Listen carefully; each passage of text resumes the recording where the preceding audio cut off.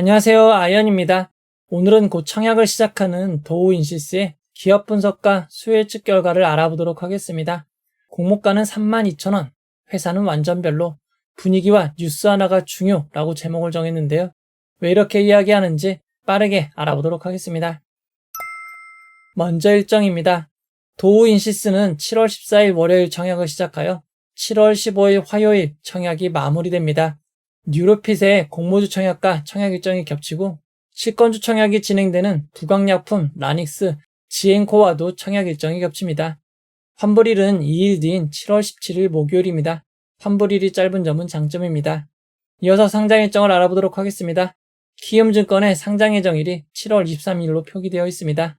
전날인 7월 22일 화요일에는 LS 스펙 1호 DB금융 제14호 스펙의 동시상장이 있고 다음 날에는 상장이 없습니다.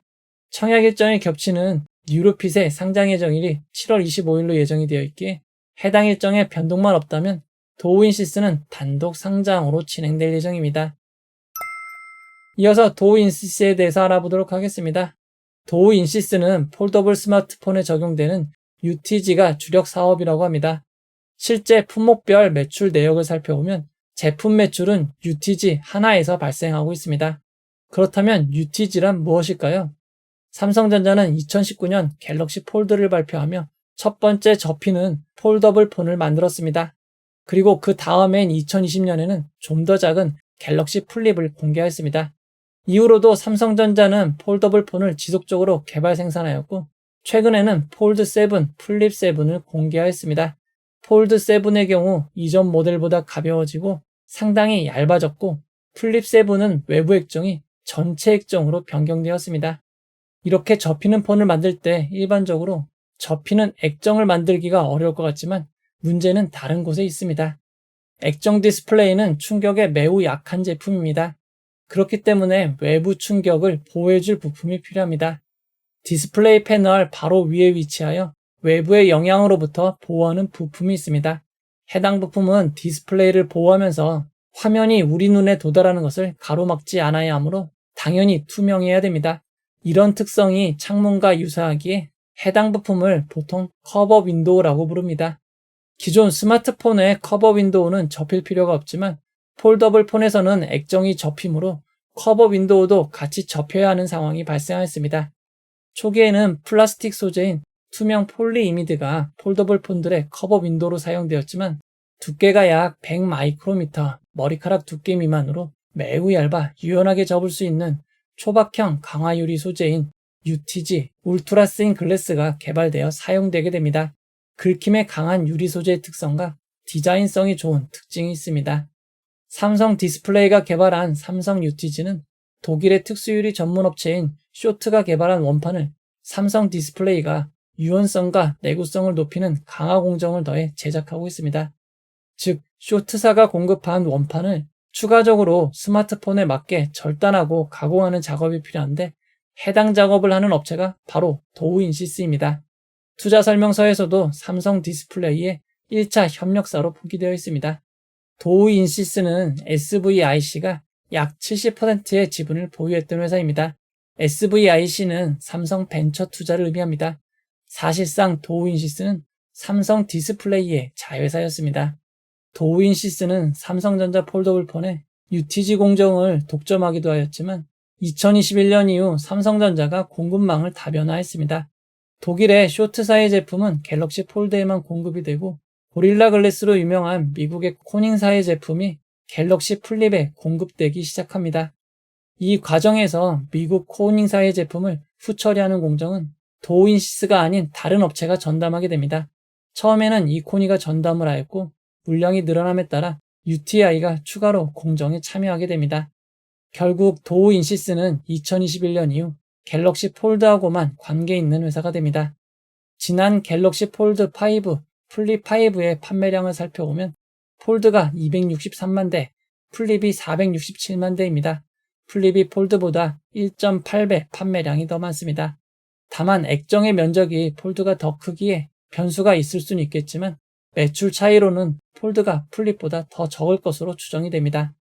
도우인시스는 삼성 디스플레이 외에도 오포, 비보, 샤오미, 구글 등의 제품을 공급한다고 밝혔지만 실제 매출처별 비중을 살펴보면 삼성 디스플레이의 매출이 최대 96%에서 최소 91%로 사실상 거의 대부분인 것을 알 수 있습니다.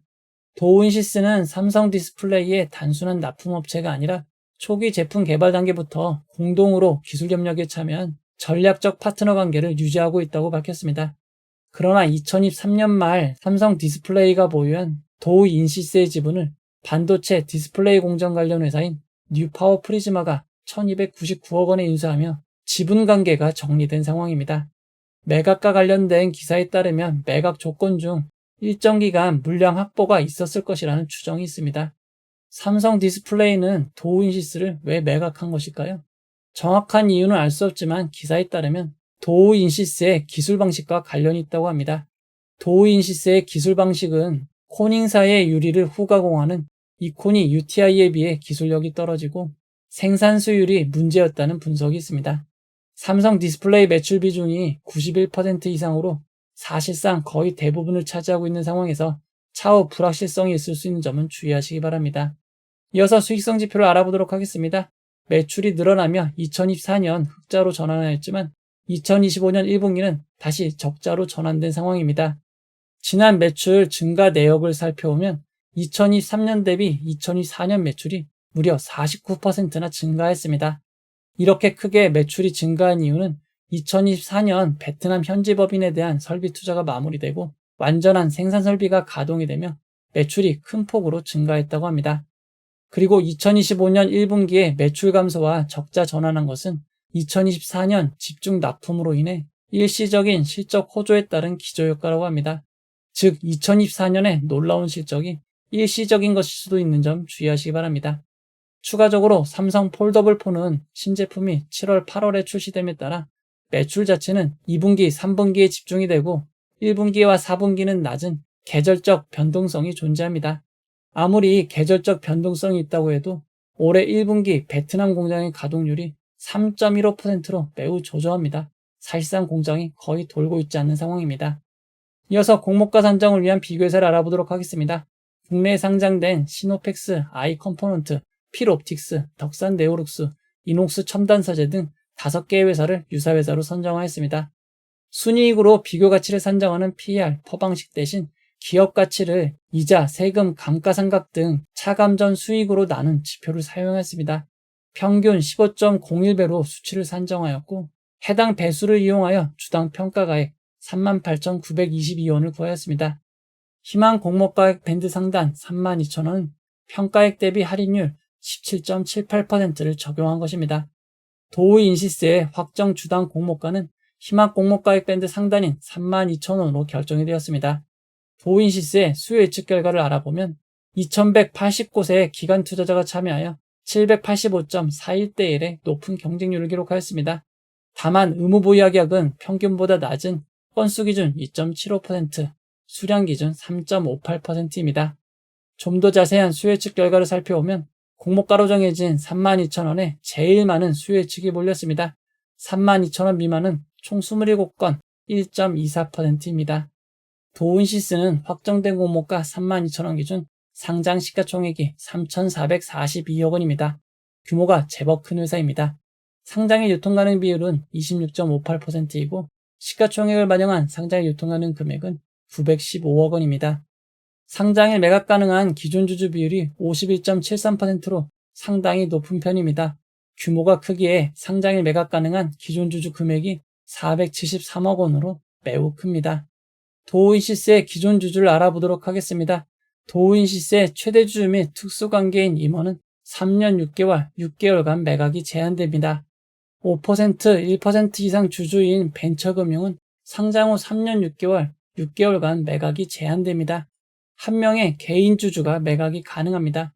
그 외 소액주주를 살펴보면 마운틴 자산운용이 만주, 기타 소액주주가 124만 7,109주가 상장에 매각 가능합니다.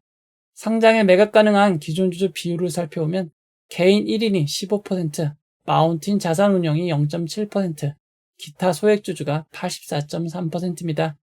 결국 기존 주주 상장의 유통 물량의 대부분이 기타 소액주주인 상황입니다. 도우인시스의 소액주주는 211명으로 상당히 많은 편입니다. 도우인시스는 현재도 비상장 플랫폼에서 거래되고 있습니다.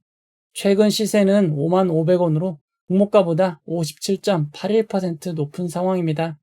하지만 실제 거래량을 살펴보면 하루에 한 주도 거래되지 않는 날도 많고 전반적으로 거래량이 많지 않은 점 주의하시기 바랍니다. 기존 주주의 취득단가를 알아보도록 하겠습니다. 2018년 투자한 투자자는 8,000원, 2019년에 투자한 투자자는 13,000원, 2024년에 전환사채를 전환한 주주의 단가는 22,000원에서 23,500원입니다. 이런 상황을 고려할 때 대부분의 기존 주주는 공모가보다 단가가 낮을 것으로 추정이 됩니다. 도우인시스는 상장 후 6개월까지는 상장의 유통 물량이 크게 늘어나지 않지만 상장 후 6개월이 되면 추가로 유통 가능한 물량이 24%가 늘어나는 점 주의하시기 바랍니다.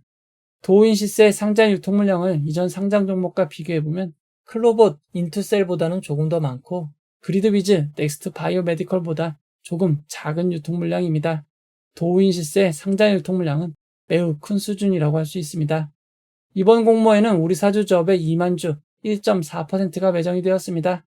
도우인시스의 정규직 직원 수는 359명이고 평균 근속년 수는 2년 2개월로 매우 짧은 편입니다. 국민연금 기준 평균 연봉은 4,858만원입니다. 이번 공모에서 우리 사주조합 직원 1인당 배정된 주식은 55.7주입니다. 금액으로는 178만원으로 매우 적은 편입니다. 일반 청약자에게 배정된 주식은 112억 원으로 배정 규모가 보통인 편입니다. 이번 공모는 키움증권 단독으로 진행이 되고 일반 고객 100%의 경우 22,000주 청약이 가능합니다. 청약 증거금은 3억 5,200만원입니다. 키움증권은 청약 수수료 2,000원이 있고 청약 기간 중에도 비대면 계좌를 개설하시면 청약이 가능합니다.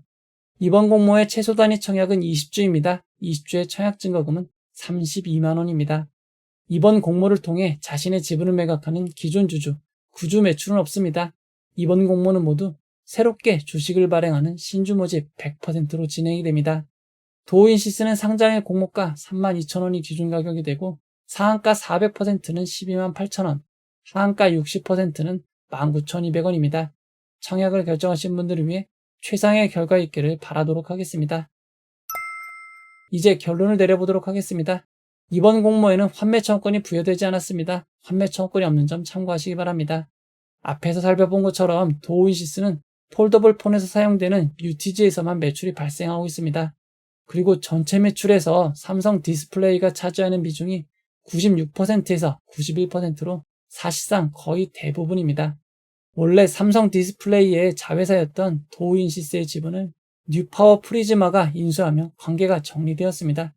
하지만 아직도 일부 지분인 12.84%가 남아있는 상황입니다. 삼성 디스플레이는 대부분의 지분을 매각하였지만 아직도 이사 1인 추천 권한, 기술 이전, 양도 및 신회사 설립 금지 등의 계약이 되어 있기에 유의미한 영향력을 행사할 수 있는 점 참고하시기 바랍니다. 도우인시스는 상당히 큰 회사입니다. 상장 유통 물량도 매우 큰 편이고 기존 주주 비율도 매우 많은 편입니다. 그나마 상장일 매각 가능한 기존 주주가 단가 낮은 기관 투자자가 아니라 기타 소액 주주인 점이 변수입니다.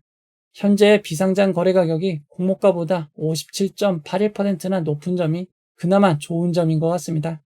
그동안 애플의 폴더블 폰과 관련된 루머가 상당히 많이 나왔지만 최근 들어 구체적인 기사가 나오고 있습니다.